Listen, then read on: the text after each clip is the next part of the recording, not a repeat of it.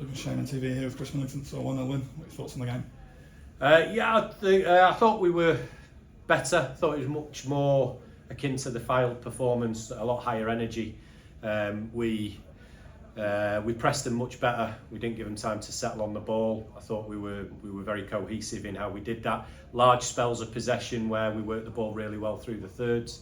But listen, the story of the game is we've not taken the chances that we should have taken, really, and you're always leaving a team with the opportunity to win the game and the motivation to keep scrapping and get more open and more front-footed. So, listen, that's the big lesson, and it's not lost on us. It's not lost on the staff or the players. We know we've got to score more goals. We've created a handful of good chances today, 2 very good chances that we should have scored, and that's the big message, isn't it? We've got to be more clinical in front of goal. Of course, obviously looking at that first half, got off to a really good start, some big moments for us, and of course one unfortunate one was the injury to Festus Arthur. Yeah, it's a shame for Fez. We wanted to get him back in. He certainly worked very hard to get back fit and available, and the physio department have been clear it's touch and go, and there was always an element of risk bringing him back into the starting 11 so soon. But we wanted him in. He wanted to be in. We wanted his voice. We wanted his organisation, his presence in terms of his physical presence, but also the presence he brings to the team. So it was a decision that we were quite comfortable with, and we felt he was ready for. So it's a blow. Hopefully it's not too significant, but we'll have to monitor him and see how he gets on this week. Of course, the start of the second half really a lot of similarities to the first half until Adam Senior got the goal for us. Yeah, brilliant. I mean, I think we've had large periods of control again, some really good possession. Not cut them open as much as we would have liked. We're talking about strikers having to take the chances and be more clinical, but also we probably need a little bit more creativity in our midfield in terms of those final passes into the final third. But the lads kept going, and they no one can level against them their attitude, their endeavour, their resilience, because they've been under the cosh a bit. It's a group of players who. The team that got us into this position originally is pretty much no longer available to us. So it's a group of players who've come together and gelled as quickly as I've ever seen a group of players gel, especially given the stage of the season we're at. So there's a lot to be positive about, and we go to Wealdstone now looking to cement at least the second best away record in the division. That's our objective. That tells us a lot about this group of players. Very, very good team, and highlighted when we've played away on better surfaces than we've got at the Shea. So what could we have done if we'd have had a decent surface here? It might have been a very different story this season. But we go to Wealdstone with a little bit of momentum, a little bit of form, and hopefully we can build on that to carry ourselves into the playoffs. Because obviously great to see the reaction, not only just after the goal, but full time as well from everyone in the ground.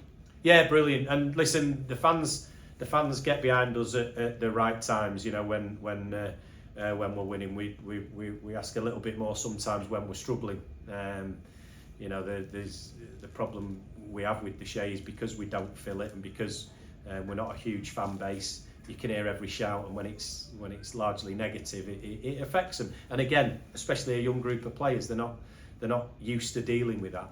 So. On days like today, and also I felt against Altrincham, it has to be said, I thought, the fans were sort of eager to get behind us, looking for opportunities to support and encourage, and I think the referee killed off those opportunities. But the last 3 games, Fylde, Altrincham, and again today, I think they've been fantastic. The support's been great. Let's carry that on to Wealdstone, and if we can potentially secure a home tie in the playoffs, then what a fantastic atmosphere it could be then. Yeah, as you say, still a chance to secure that home playoff time, but go to Wealdstone with a little bit less pressure than we were facing down at Eastleigh last year. Yeah, it's we didn't want to be going there. It's not the same as going to Eastleigh last year. Eastleigh weren't playing for anything last season. They have a really nice surface down there. It's a surface that you can control the game on. So it was a very different scenario, and we did well. We played well to get the result. So. We know we can do it, but we didn't want to have to put ourselves in that position of going again with a young group, inexperienced, maybe learning for the first time what these situations are like, having to go there to get 3 points would have been maybe unnecessary stress for the group. So to have secured the playoff spot is brilliant. It gives us a little bit of freedom to go there. It maybe gives us an opportunity to just try one or two players who've not been getting as many minutes recently, and who knows, maybe I know they won't want resting, but maybe rest one or two who are right up at the limit. So that's something we can decide over the course of the week, and but we're looking forward to it. We're really looking forward to going to Wealdstone with a little bit of freedom. And of course, obviously, yeah, as I say, playoffs confirmed. 4th time in 6 years for you at the club. Yeah, it is. Yeah, that's nice actually. Listen, it's an achievement. People shouldn't take it lightly. There's an awful lot of teams in this division with far bigger resources, far bigger budgets, that don't compete for these types of honours. I had 3 seasons here with Pete as the assistant, and we achieved playoffs twice. I've had 3 seasons here as manager. This is the 2nd time we've achieved the playoffs. We've also won the FA Trophy at Wembley, which mustn't be forgotten. And there are an awful lot of clubs who'd want to swap places with us. There aren't many who consistently compete for honours. You know, we managed to achieve that here, and I'm going to bore people with the facts. You know, we do it on a very low budget by comparison with our peers. We do it with a very, very young squad, the youngest squad in the division. We do it with a youngest starting 11 in the division. So, you know, we do it against a lot of challenge and a lot of adversity, and against the odds in actual fact. So it's something that the fans should celebrate. I'm not telling them this because I want sympathy. I want them to celebrate it. This is, you know, it's an achievement. It's brilliant. The football club fights against the odds. The football team fights against the odds season in, season out, and it should be celebrated. You know, it surprises me really. You know, there was a game not so long back where I've got people coming up to the dugout and you know, and telling me how me and the chairman and the assistant are ruining the club, we're killing it, and that's not true. You know, we've achieved an awful lot against the odds at this football club, and we've done so whilst experiencing injury, and this season and last season raising an awful lot of money through player sales, players who we've brought in for nothing